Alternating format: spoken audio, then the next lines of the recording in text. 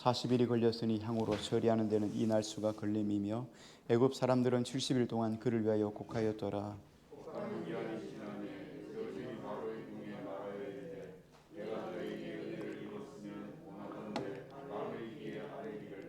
우리 아버지가 나로 맹세하게 하여 이르되 내가 죽거든 가나안 땅에 내가 파놓은 묘실에 나를 장사하라 하였나니 나로 올라가서 아버지를 장사하게 하소서 내가 다시 오리이다 하라 하였더니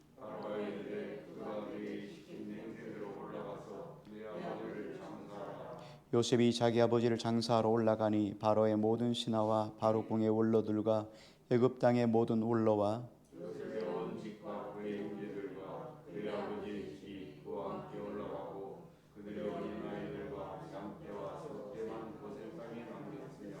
병거와 기병이 요셉을 따라 올라가니 그때가 심히 컸더라.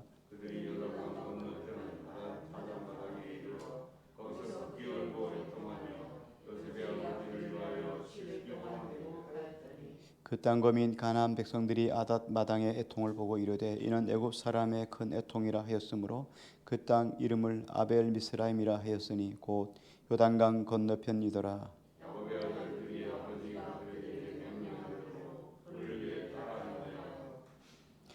그를 가나안 땅으로 메어다가 마므레 앞 막벨라 밭굴에 장사하였으니 이는 아브라함이 헷 족속 에브론에게 밭과 함께 사서 매장지를 삼은 곳이더라.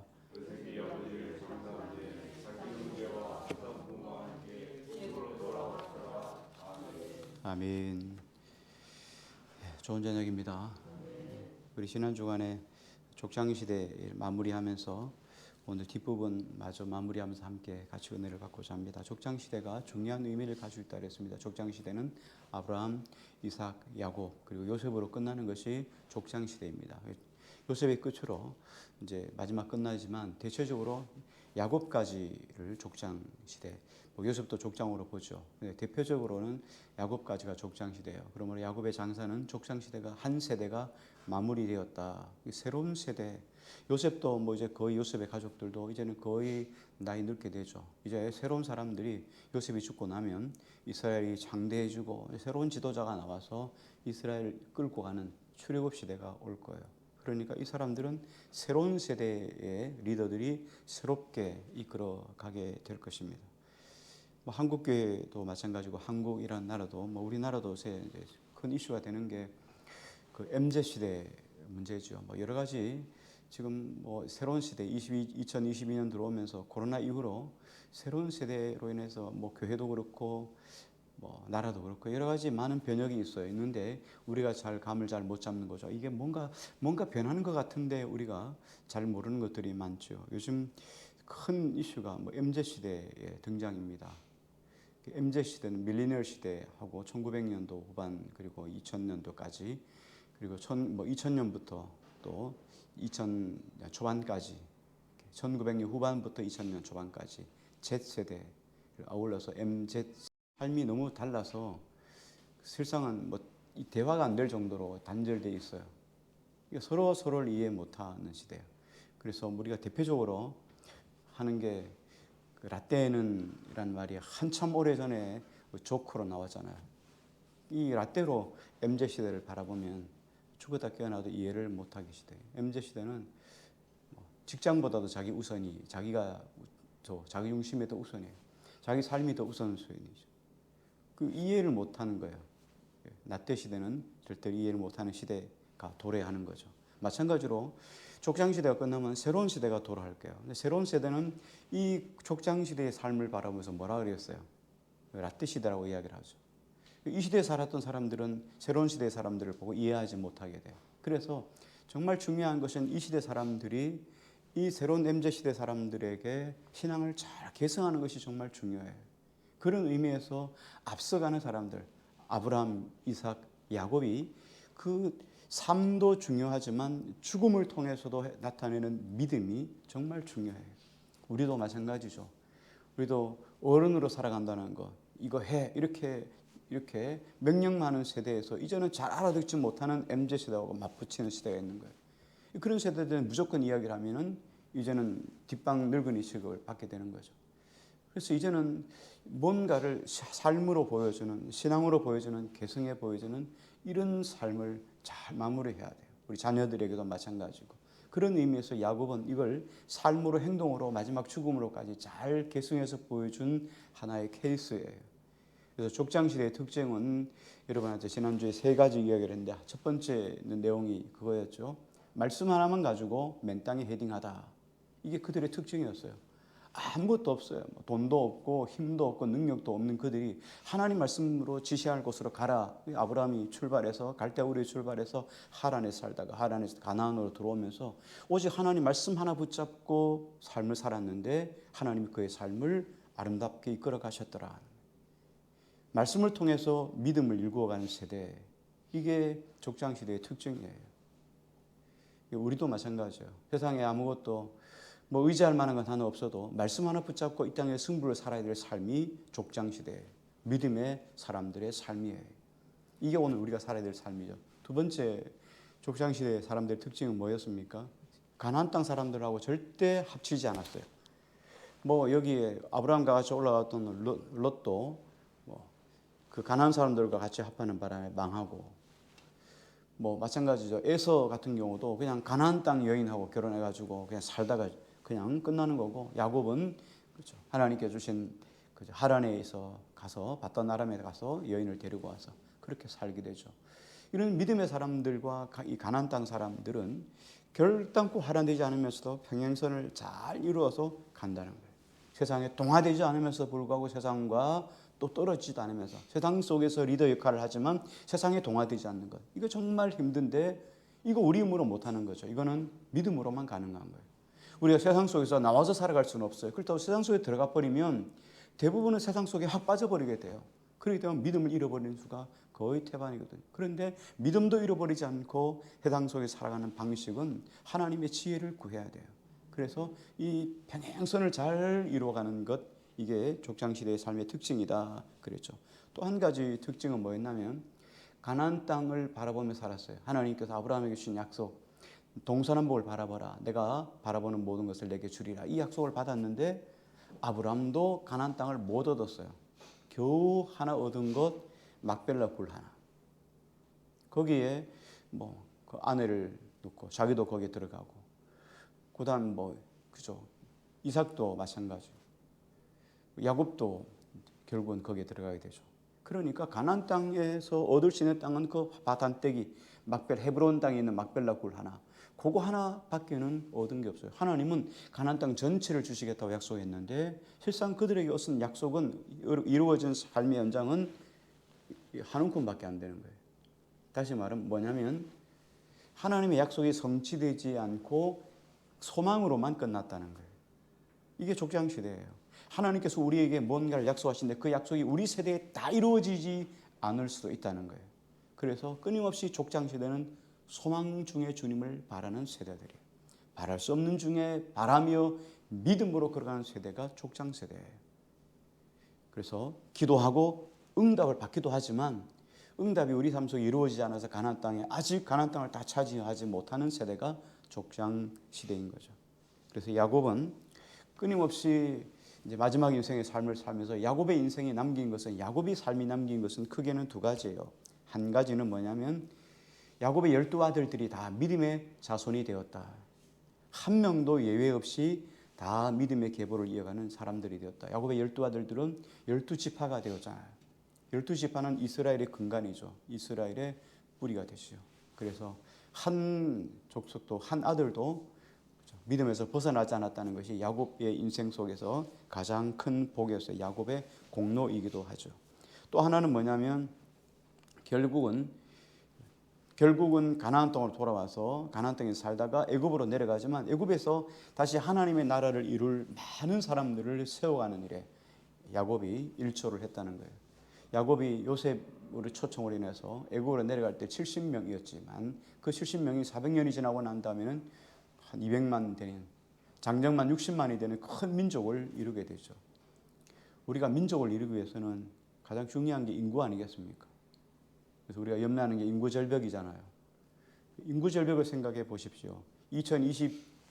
지금 2022년인데 앞으로 10년 뒤 2040년에 가면 노인 인구가 1,700만이 된다고 그래요. 1700만. 그러니까 한 20년 뒤에는 1700만이 되면 4천만, 5천만 중에서 반이 거의 3분의 2가 1이 노인이에요. 3분의 1은 넘죠. 거의 노인 시대예요. 그러면 어떻게 되겠어요? 뭐 나라가 뭐 어떻게 될지 모르겠어요. 이런 세대에 우리가 지금 살고 있는 거예요. 한 세대가. 그러면서 지금 믿음의 나라를 잘 세워가기 위해서는 사람이 필요해요. 근데 애굽에 야곱이 내려감을 통해서 그 속에서 하나님의 나라를 세워갈 직원들, 사람들을 많이 하나님이 허락해 주셨다. 이게 지금 야곱이 족장 시대를 마무리하면서 주신 복이에요. 자, 이제 장래 부분을 조금 생각해 보려고 합니다. 야곱의 장래는 크게 세 가지로 나눠서 치릅니다. 첫 번째는 애굽식이에요. 오늘 말씀을 한번 볼까요? 1절, 2절, 3절을 한번 같이 읽을게요. 50장 1절, 2절, 3절입니다. 같이요. 시작. 요셉이 그의 아버지 얼굴에 굽으려 울며 입맞추고 그 수종들은 의원에게 명하여 아버지의 몸을 향으로 처리하게 하며 의원이 향으로 처리하는 데는 이 날수가 걸림이며 애굽 사람들은 70일 동안 그를 위하여 곡하였더라. 여기 보면 그렇죠. 향으로 처리한다 그랬죠. 몸을 향으로 처리하는데 40일이 걸렸다. 우리가 잘 아는 것처럼 사람의 시체 안에 있는 내용물을 다 꺼내고 거기를 알코올이나 뭐 솜 같은 이런 걸로 집어넣어서 사람을 박제하는 거죠. 이게 미라로 만드는 작업인데 40일 정도가 걸린다는 거예요. 뭐 이렇게 시간이 많이 걸리는 거죠. 안에 장기를 빼고 말리고 뭐 다시 방부 처리하고 이런 시간이 한 40일 정도 걸린다는 거예요. 근데 애굽 사람들이 다 이렇게 미라가 되느냐? 그렇진 않아요. 애굽에 아주 왕이나 왕손이나 귀족들에게만 이렇게 미라를 만들었어요. 그러니까 야곱이 죽었을 때 이렇게 미라를 만들었다는 것은 사람들이 얼마나 요셉의 위치를 높게 받는 것을 우리가 잘 알고 있습니다. 자, 그렇게 해서 장례를 치르죠. 보면 여기에 장례에 수행했던 사람들을 보게 됩니다. 7절, 8절, 9절 한번 같이 읽겠습니다. 같이 시작. 요셉이 자기 아버지를 장사하러 올라가니 바로의 모든 신하와 바로 궁의 원로들과 애굽 땅의 모든 원로와 요셉의 온 집과 그의 형제들과 그의 아버지 집이 그와 함께 올라가고 그들의 어린 아이들과 양떼와 소떼만 고센 땅에 남겼으며 병거와 기병이 요셉을 따라 올라가니 그 때가 심히 컸더라. 요셉이 지금까지 살아온 삶을 보면 요셉이 그 부유하게 살지 않았어요. 왜냐하면 풍년 그리고 흉년을 준비하느라고 계속 아주 절제된 삶을 지금까지 살아왔습니다. 애굽 사람들 전체가 그렇게 살아왔어요. 그런데 여기 보면 지금까지 살아왔던 삶과는 전혀 어울리지 않게 엄청나게 장례식을 크게 치르는 걸 보게 돼요. 40일 동안 그 미라를 만들고 또 70일 동안 곡해요. 그러니까 장례 시간이 엄청나게 오래됐던 거 보여요. 장례 시간이 오래됐다는 말은 경비가 많이 들었다는 거잖아요. 뭐 장례 일정만 정해놓는다고 되는 거 아니잖아요. 장례에는 사람도 필요하고 거기 장례식장도 지켜야 되고 음식도 필요하고 음식도 나눠줘야 되고 이러니까 장례가 엄청 큰 거예요. 지금까지 요셉이 바랐던 절제된 삶하고는 전혀 다른 것을 보게 돼요. 그렇다면 요셉이 왜 이렇게 했을까? 요셉은 절제의 사람이었는데 절약하고 그랬던 사람인데 왜 이렇게 장례식을 크게 했을까? 요셉은 아버지였기 때문에 그런 게 아니에요. 하나의 족장 시대가 마무리하는 상징적인 것이기 때문에 하나님 앞에서 이렇게 큰 장례식을 이루게 되는 것을 보게 되죠. 이 장례식은 뭐 우리도 마찬가지입니다. 한 사람의 삶을 갈무리하는 것이 장례잖아요. 장례식을 보면 그 사람 인생 전체를 실상은 볼 수 있어요. 마무리 종점이 그 사람의 하나예요. 어떤 사람을 보면 성도 누구 그 사람의 인생은 뭐예요? 하나님을 왕으로 섬기고 삶을 살다가 선한 믿음의 싸움을 싸우다가 달려갈 길을 마치고 이제 주님 앞에 섰다는 의미를 가지고 있잖아요. 어떤 사람은 뭐 학생 누구 이렇게 가죠. 학생이란 말은 뭐 보편적으로 유교에서 쓸 때는 평생 벼슬 없이 살아간 사람을 가지고 뭐 학생이라고 이야기합니다. 공부하는 사람이었다 이 말이에요. 뭐 초등학교, 중학교, 고등학교를 말하는 게 아니고 그냥 일반적으로 벼슬 없이 살아간 사람들 우리는 유교에서는 학생이라고 이야기를 하죠. 유교식으로 이야기를 하면 또 어떤 사람은 벼슬을 하면 거기에 뭐 진사 누구 뭐 이렇게 하기도 하잖아요. 근데 어떻든 장례는 한 사람의 살아온 인생의 삶을 말하는 거예요. 야곱의 지금 장례를 통해서 야곱이 살아온 삶을 어떻게 마무리하느냐에 따라서 야곱의 삶을 돌아보게 하는 거죠. 자, 그렇게 해서 애굽식으로 장례를 다 하면서 사람들을 이끌고 가나안 땅까지 올라가게 됩니다. 자, 그리고는 가나안 땅에 가서 또 한 번 장례를 또 치러요. 그게 이제 가나안 땅식이죠. 가나안식으로 장례를 치르죠. 10절 11절 한번 같이 보겠습니다. 같이요. 시작. 그들이 요단강 건너편 아닷 타장 마당에 이르러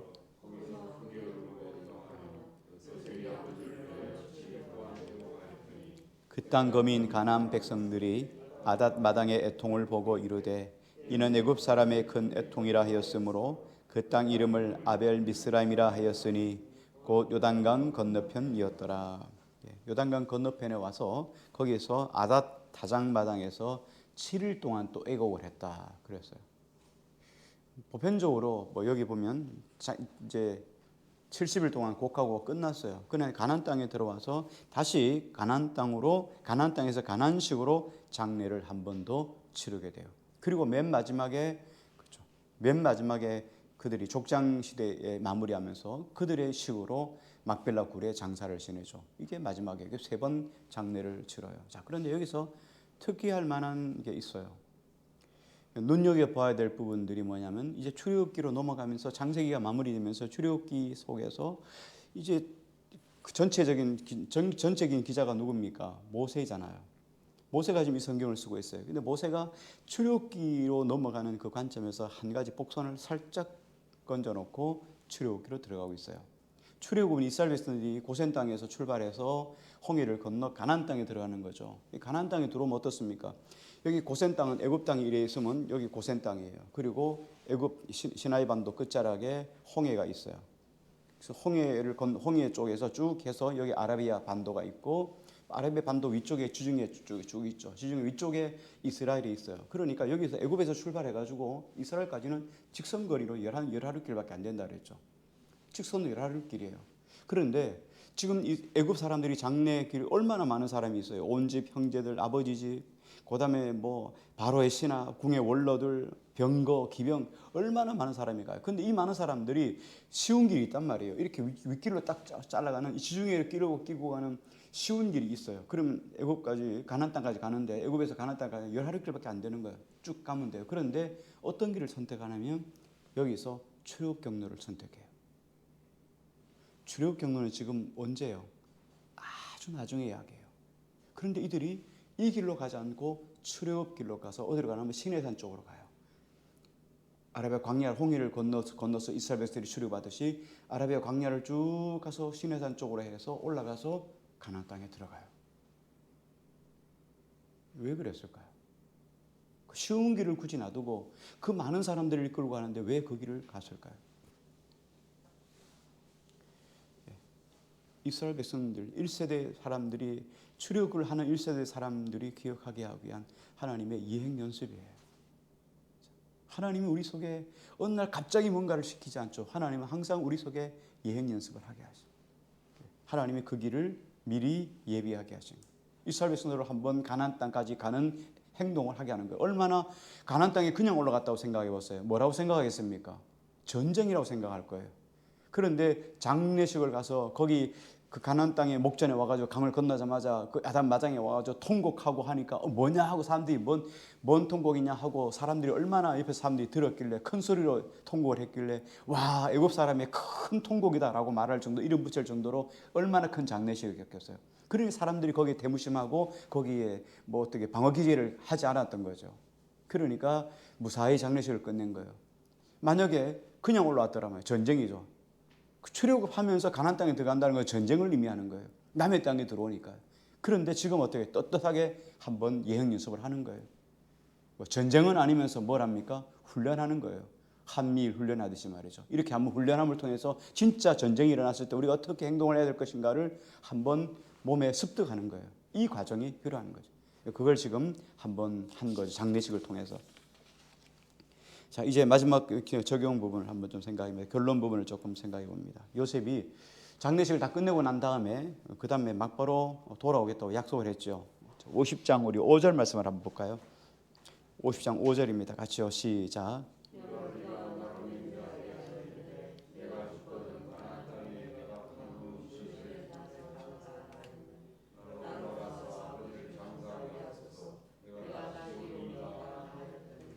아버지를 장사하고 내가 다시 돌아오리다. 14절 말씀 볼까요? 같이요. 시작.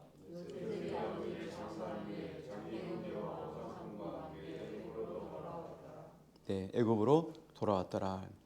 가나안 땅까지 갔으니까 그냥 거기에 눌러 있어도 돼요. 온 식구들이 다 갔잖아요. 뭐 어린애들하고 여기 뭐 짐승만 좀 있고 뭐 그거 다 갔으니까 나중에 데려와도 되는 일이죠. 눌러 앉아도 돼요. 그런데 요셉은 다시 애굽으로 돌아옵니다. 왜 그럴까요? 지금은 아직은 출애굽의 때가 아니기 때문에요. 하나님께서 가장 중요한 건, 출애굽에서 가장 중요한 건, 나라를 이룰 때 가장 중요한 것은 사람이에요. 사람. 아직은 애굽에 있어서 사람을 더 많이 불려야 될 때이기 때문에 지금은 하나님의 때가 아니라는 거예요. 그래서 우리가 가장 중요한 것이 범사의 때와 기한이 있는 거예요. 이 하나님의 때를 잘 찾는 것이 정말 중요하죠. 그래서 요셉은 이걸 잘 알고 있어요. 그래서 내가 돌아오리다 이야기 약속했고 약속대로 그대로 돌아온 거죠. 왜? 지금은 아니라는 거예요. 요셉이 죽어요. 죽고 나서 요셉이 또 후손들에게 약속을 하죠. 맹세하죠. 내 뼈를 가지고 올라가라. 애굽에다 나를 묻지 말고 올라갈 때 가나안 땅에다 내 뼈를 막벨라굴에 묻어달라. 이렇게 요청을 하고 죽죠. 요셉도 알고 있어요. 이 뒤에 민족이 커졌을 때 하나님이 그들을 데려갈 것이라는 걸 알고 있어요. 그러니까 믿음의 사람들은 끝없이 이 시기를 봐야 돼요. 이 하나님의 거룩한 때를 봐야 돼요. 그래서 믿음의 사람들은 끝없이 하나님과 교통하고 교제해야 돼요. 이걸 놓쳐버리면 안 돼요. 특히 리더들은 정말 중요해요. 가정의 리더들은 뭐겠어요? 가장 아니겠어요? 영적인 지도력, 영적인 방향성을 끝없이 붙잡고 있어야 돼요. 이걸 놓치면 안 돼요. 왜 그렇게 해야 되는지, 어떻게 하는 것이 하나님이 더 기뻐하시는 일인지, 이렇게 하는 것이 기뻐하시는 것이, 저렇게 하시는 것이 기뻐하시는 것이 끝없이 리더들은 고민해야 돼요. 끝없이 하나님의 때를 찾아야 돼요. 하나님이 기뻐하시는 것이 무엇인가를 끊임없이 묵상해야 돼요. 이게 하나님의 사람들이, 하나님의 백성들, 특별히 리더들이 해야 될 몫이에요. 그냥 뭐 이렇게 하다가 어느 날 갑자기 딱 오면은 이거 어떡하지? 이렇게 되면 이제 문제가 되는 거죠. 자, 이제 요셉이 돌아왔습니다. 뭐 다 끝났습니다. 이제 50장으로 넘어와서 50장 반 정도를 이렇게 다 마무리했는데 이제 한 가지 남았어요. 형들이 이제 장례일을 다 끝나고 오니까 형들이 스물스물 와가지고 요셉에게 부탁하는 거죠. 아버지가 우리를 해치지 말라고 이야기를 했다. 진짜 그런지 아닌지 모르지만 어쨌든 형들이 되게 위협감을 느끼는 거예요. 왜? 과거에 요셉을 죽이려고 했다가 실패한 일이잖아요. 결국은 요셉이 애굽에 와서 총리가 됐지만 어쨌든 자기들이 죽이려고 했던 그 과거의 일들이 있어요. 거기에 대해서 해결을 못했거든요. 단락을 못 지었어요. 끊고 맺음이 없었어요. 용서하고 용서하겠다는 소리를 듣지도 못하고 용서해달라는 말도 한 적이 없어요. 그냥 묻어서 여기까지 온 거예요. 그 문제에 대한 해결점이 지금 마지막 남았죠. 그래서 요셉은 이 문제를 용서할 것인가 하지 말 것인가, 형들은 용서를 받아야 될 것인가 그냥 넘어갈 것인가, 이 문제를 해결해야 되는 마지막 시점이 오늘 마지막 부분이에요. 왜 이 문제를 해결해야 되냐? 용서가 없으면 미래가 없기 때문이에요. 우리나라가 왜 어렵냐면 용서가 없기 때문이에요. 용서가 없습니까? 또 다음 세대에 또 다시 반목이 일어나. 또 다시 반목이 일어나. 대부분 우리나라 사람들 중에 가정마다 한이 없는 사람들이 거의 대부분 없어요. 대부분 한을 가지지 않은 사람이 없어요. 우리가 가끔씩 외국에서 그런 일들을 보죠. 총비격 사건이 일어나서 몇 명이 죽었다. 이럴 때 대체적으로 학부모들이 나타나는 반응이 뭐냐면 용서한다. 용서한다. 하나님께서 그와 함께 하시기를 원한다. 뭐 이런 경우도 있지만 하나님이 아니어도 그를 용서한다. 불쌍히 여기. 그 가능할 일인가 하는 생각해 봐요. 용서는 실상 그 사람 상대를 용서하는 것이 아니라 나를 용서하는 거예요. 나를 용서하는 거예요. 결국은 왜냐하면 미움은 결국은 돌아와서 부메랑이 돼서 내 인생을 파괴하기 때문이에요. 그래서 용서하지 않으면 미래가 없어요. 이 문제를 그래서 요셉하고 요셉의 형들은 반드시 이 문제를 해결해야 되는 거예요. 그래서 그 문제를 고민하고 있는 거죠. 자, 그 부분은 이제 다음 주 마무리하도록 하고요. 오늘 말씀의 결론을 내립니다. 족장 시대를 마무리하면서 우리가 가장 중요한 것 한 가지만 꼭 기억했으면 좋겠습니다. 믿음의 족장들을 보면 아브라함도 그랬고 이삭도 그랬고 야곱도 그랬고 요셉도 그렇습니다. 그들의 삶 자체를 보면 아버지 아브라함이 복을 받아서 그 복을 이삭에게 넘겨주고 이삭이 또 넘겨받은 복을 또 많이 굴려가지고 야곱이 더 큰 복을 받고 또 더 큰 복을 받아서 그것을 다시 요셉에게 해야 요셉이 큰 복을 받은 케이스가 다 아니에요. 아브라함은 아브라함, 야곱은 야곱, 이삭은 이삭, 요셉은 요셉 다 따로예요. 아브라함이 받은 복이 뭐 있어요? 약속만 받은 거예요. 그렇죠? 아브라함이 받은 복이 뭐겠어요? 아들 하나 달랑 이삭 하나 얻은 것밖에 없어요. 그렇죠? 이삭 하나 받은 것밖에 없어요. 뭐 마찬가지예요. 이삭은 또 받은 게 뭐 있어요? 이삭도 받은 것이 뭐 이제 이삭은 그 거부가 됐죠. 자, 이삭은 뭐 거부가 됐지만 자, 거부가 됐는데 그 복을 어떻게 했습니까? 야곱이 가져갔습니까? 못 가져갔어요. 허를 다신 도망갔잖아요. 그 20년 종로로 하다가 돌아온 거예요. 그러니까 다 각계전투한 거예요. 그런데 그 각계전투를 하면서 요셉도 마찬가지 애굽의 종으로 팔려갔어요. 그냥 아무것도 없이 호릴단신으로 팔려가가지고 거기서 입지적인 인물이 된 거예요. 총리가 되죠. 그들이 다 바라보면 다 어떤 사람들입니까? 하나도 없어요. 믿음 하나밖에 가진 게 없어요. 근데 그 믿음으로 시작해가지고 하나님이 계속 지속적으로 따라가면서 믿음을 심어주고 그게 아니라 다시 뒤집어서 믿음을 심어주고 또 번철에 마치 부침개를 굽듯이 말이죠. 딱 노릇노릇하게 구워서 다시 또 이쪽에 덜 구운 부분을 다시 구워서 또 굽고 이렇게 해서 맛있는 이 전이 나오듯이 말이죠. 하나님이 우리 인생을 이 부분을 단련하시고 또 이렇게 또 단련하시고 또 이렇게 단련하셔서 하나님이 원숙한 사람으로 만들어가는 과정이 다 족장들이에요. 그러니까 족장들의 특징은 뭐예요? 무에서 유를 만드는 사람들이에요. 그들이 능력이 있어서가 아니에요. 아브라함이 능력이 있었습니까? 아브라함은 능력 없었죠. 아브라함이 무능하잖아요. 그래서 아내까지도 팔아버리잖아요. 이삭은 그냥 힘이 없어요. 뭐 사람 쫓아내면 쫓아가고 이리 가라면 저리 가고 뭐 이렇게 그런 사람이었죠. 야곱도 어떻게 해요? 자기 힘으로 능력으로 막 하려고 살아보려고 했지만 계속 실패해요. 그래서 결국은 한도 뼈를 맞고 난 다음에 정신을 차리잖아요. 인생의 전환점이 한 번씩은 있게 되죠. 요셉도 마찬가지지만 요셉도 하나님께 비전과 꿈을 받았지만 끊임없이 형들에게 자랑하다가 호되게 죽임을 당하잖아요. 죽임 당하는 것처럼 그렇게 팔려가잖아요. 어쨌든 하나님이 이 족장들을 바라보시면 끝없이 하나님께서 만들어 가신다는 거예요. 첫째는 하나님이 그들을 놓지 않았다는 거예요. 결단코 하나님께서 우리 인생을 놓지 않고 끝까지 하나님이 우리를 세워가시는 과정이라는 거예요. 지금의 실패가 그런 게 실패가 아니라는 거예요. 지금의 부족함이 부족함이 아니라는 거예요. 우리는 계속 어떻게 해요? 진화하고 있어요. 우리는 계속 변화하고 있어요. 우리는 계속 주님의 형상대로 만들어가고 있는 거예요. 1세대 로봇, 1세대 컴퓨터, 2세대 컴퓨터, 3세대 컴퓨터 이런 것처럼 말이죠. 이 제5세대 아니겠어요? 컴퓨터가. 우리가 5세대, 6세대로 가는 거예요. 점점 우리가 신앙이 더 성숙해서 이 신앙을 계속 자녀들에게 물려주고 보여주는 세대로 가야 되는 거예요. 그게 뭐겠어요? 하나님 말씀 붙잡는 거죠. 족장시대는 이 말씀 붙잡고 이렇게 살아와서 마지막을 아름답게 마무리했어요. 아브라함도 아름답게 마무리해서 막벨라굴을 사놓고 죽잖아요. 우리가 돌아올 하나님의 기초다, 루트다 하고는 딱 그 땅을 막벨라굴을 사잖아요. 이삭도 결국은 그랬고 야곱도 결국은 돌아와서 그렇게 장하죠.